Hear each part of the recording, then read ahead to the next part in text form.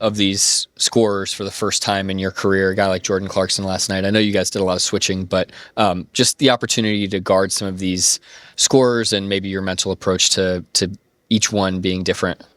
Just it's a blessing, just being able to guard some of the best players in the world, actually, and that being my job every night. It's good. It's fun. And on the offensive side, how have you trained yourself? I guess, there are these games sometimes you're getting 4-5 shots in a game, but you're playing a lot of minutes.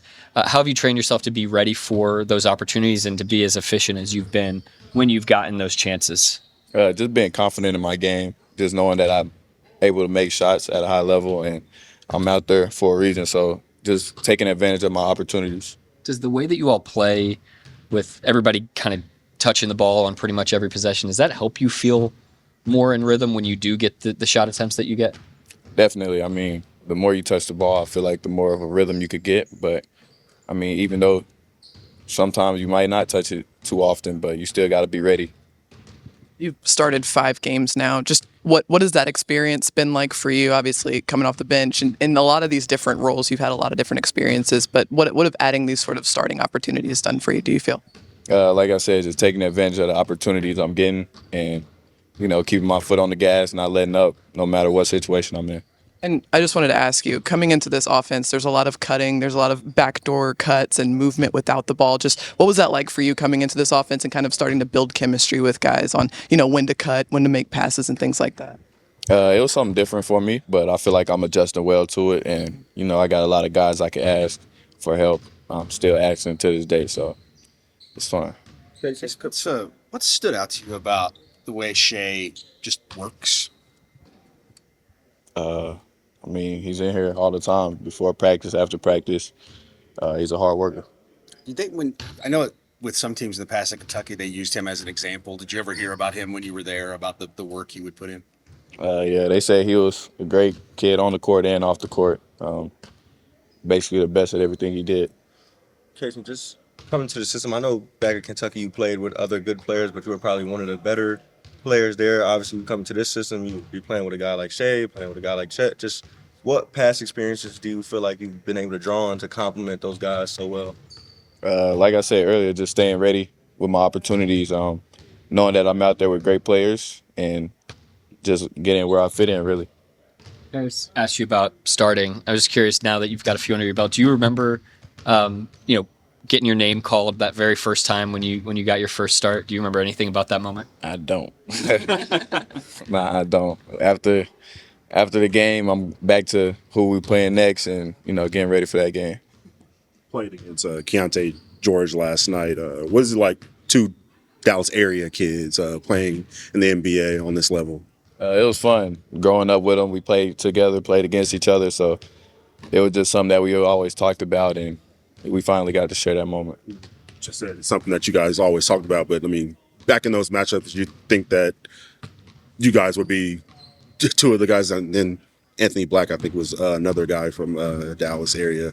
Do you guys think that you would be on this level, both starting last night? Definitely. I mean, there's even more from Dallas, but just knowing that we all competed at a high level at a young age and we were all, very talented then. So we kind of spoke it into existence.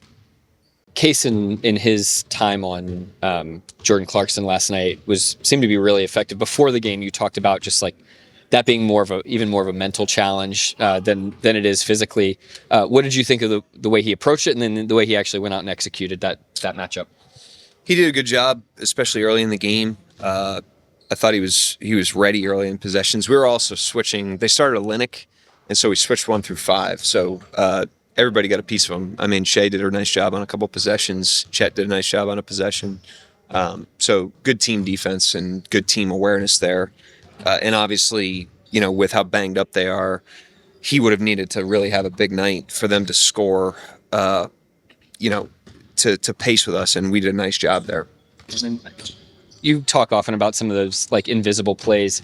There's one in the third quarter where Josh, Chet, and Cason combined to kind of disrupt what would have been an easy fast break. Don't know if you remember that play, but just those types of plays and what they mean to you all as a team, and if you look back at those as a team.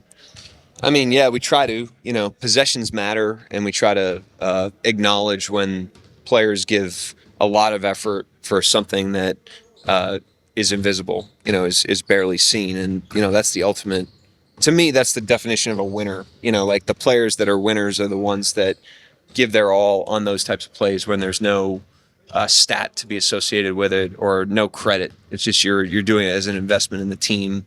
And I thought we made a lot of those last night. There was so much made when Chet was coming into the draft about, just how skinny he is, how light he is. I don't see a ton of plays where he's getting like knocked off spots and stuff like that. There are plays obviously where the physicality matters, but how's he handling that piece of it? I think pretty good. I think, he's the thing that he's done a great job of is the durability. Like he's done a great job of taking care of his recovery, taking care of his strength work, getting himself ready to play every single night. So that's another part of it for any rookie, but certainly somebody that's his frame, playing night after night. But he's played 30 minutes through 22 games or whatever we've played with really no flinching, and then to your point, he's not getting like overwhelmed out there. I think some of it he's physical, he like hits people first, a lot of plays. You see that on blockouts. He had a couple last night actually where he turns around and he pops a guy that's bigger than him. So I think, combination of his readiness, his physicality, his positioning, his length, I think that's the reason why you see him not really in harm's way. Mark, you talked about Cason. I'm curious. Obviously, he's a guy that you've tapped just when somebody's out in the starting lineup. I'm curious, what do you feel has been this kept him so ready, not just to contribute to the starting group, but just to contribute this early in his career? Yeah, I think he's the reason we trust him is he's very efficient on the offensive end of the floor. He takes the right shots. He keeps the ball moving. He's a great spacer. He can do a lot of different things. He spaces, cuts, screens. And then defensively, he can guard, and guard reliably. Great compete together player. And a young player that, as we know, guys that compete like that and play like that, they improve quickly. And so we're incentivized to give them a lot of minutes and experience when they maximize their minutes and their experience. And he's done that so far. And so we've tried to reward it. How much of how sound of a role player he's been surprised as you, if at all? Not really surprised based on kind of the evaluation that we had of him in the draft. We kind of expected him to be able to come in and hang. I think there's a couple things that have surprised us in terms of like his finishing, how efficiently he's done that. His shooting has obviously been great. How comfortable he looks on the offensive end, just functioning inside the team. That's something that you don't really know until somebody gets out there, but he's done a really nice job with that. Talked a lot about Shea's defense, and the steals have made some of those improvements really noticeable. But like offensively, his efficiency is pretty insane. And I wonder if there are small things you can pinpoint that he got better at this offseason offensively. Well, he's quietly, his three-point shooting has always been like a polarizing subject, and he's quietly shot more threes this year, which is good to see. I think it just kind of takes some pressure off him efficiency-wise. Even with the fouls being down, he hasn't gotten fouled or he hasn't gotten the calls as much this season. He's making a lot of early plays. I thought he was really in that mode last night where it's like he's not waiting until the help is fully committed to get off the ball on a lot of plays. And I just think it really keeps you honest when a guy does that, and when you try to commit and kind of set your help early and then the ball's out of his hands and somebody else is in an advantage and the other guys are ready to make a play. To me, that's an area where he's really matured and he's really grown. Shea said that he stopped writing down goals that he wanted to accomplish, and it says it kind of changed his game a little bit where he's more focused on the possession and not numbers and everything. How beneficial has that been for you guys? He's not really trying to focus on numbers. I'm not saying that writing down goals is a bad thing or anything, but it seems like it's really helped him along the way.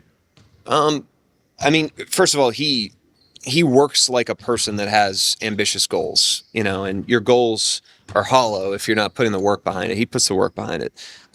But your goals are also a byproduct of incremental, stacking. That's why we talk about stacking possessions, and Shea, to relate it to him individually, he stacks days. And I think he's learned to stack possessions. If you want to have a good game, the game is made up of good possessions. If you want to have a good month's made up of good games. And so you can always boil a goal down to the moment or the possession or the day, and he does a nice job of that. He walks the walk. You had mentioned yesterday just how good of a cutting game it was against the Jazz, just with everybody getting involved in cutting, everyone making those different sort of passes. Just how much has the chemistry on those sort of plays grown, do you feel like, amongst this group? Well, we've cut a lot over the last couple of years, so this isn't new this season. In fact, I almost feel like we've cut less this season, but numerically that wouldn't bear out. But we seem to be getting less like layups on it. I think opponents are more keyed in on it. But with that, our 3-point quality's gone up. I mean, we're getting a lot of open shots, and I would argue that if they're going to take away, if they're going to load the ball and take away the cut, then you're going to have a shot on the weak side. If they load the ball and they take away the shot, you're going to have the cutter. If they worry about the weak side, you're going to have the drive, and that's what we want to be. We want to be an offense where the defense has to make decisions that are difficult and put the defense in dilemmas. But the way we play, it requires 5 guys to really be in synchronicity in order to do that. And on a lot of plays, we've been able to do that. With that in mind, how much does that speak to kind of the selfless nature of these guys? Because you're mentioning, we're not getting as many layups on the cuts, but guys are still going. Yeah. They're not necessarily getting the ball, but it seems to open things up for other guys. It goes back to the invisible stuff. I mean, like if you're a winning player and I said, hey, if you cut, you're going to get a better shot for the offense, but you're not going to score this time, the winners still cut, and we got a lot of guys that I would consider winners. Mark, when you hear say stuff like he stopped writing down individual goals and he stopped? Yes. And his overarching goal, I guess, just in the back of his head is that he wants to be the best player to ever do this or one of the best players to ever do this. Just what do you think? He said that? Yeah, I mean, again, he works like a player that has those goals. I've heard a lot of words, and it's like there's a lot of words in the NBA, and then there's work, and he puts the work in. So he's allowed to say the words because he comes out here. Right now he's watching film with Chet Holmgren on God knows what, but no one's making him do that. He's out there with 2 of our video guys, so you better believe he's the one that organized whatever's going on over there. He's a worker. He'll be the last guy in here today. And he's got great focus, but like I said all the time, he's an ambitious individual player, but he stays inside the team. And that's why, you've seen the team grow despite his individual success. He's made a couple of big leaps in his career where he goes away for an offseason and he comes back and he's so much better.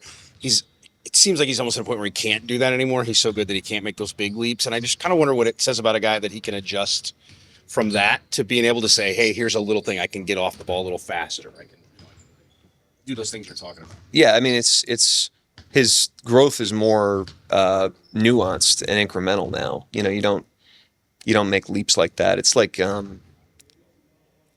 if somebody's doing a painting, the painting, when it's a blank canvas, the painting changes a lot early on. Like every day it seems like a completely different picture, but then it's about touching up the edges. And he's to the point now where he's starting to touch the edges up, but he's still early in his prime. He's not early in his career anymore, but he's early in his prime. So there's a ways for him to go. I mean, there's things he can improve on, and he's the first one to admit that. He's got a very humble outlook on improvement and on where he is. I think he's incredibly confident, but he doesn't lack for humility either, and that's a really unique balance.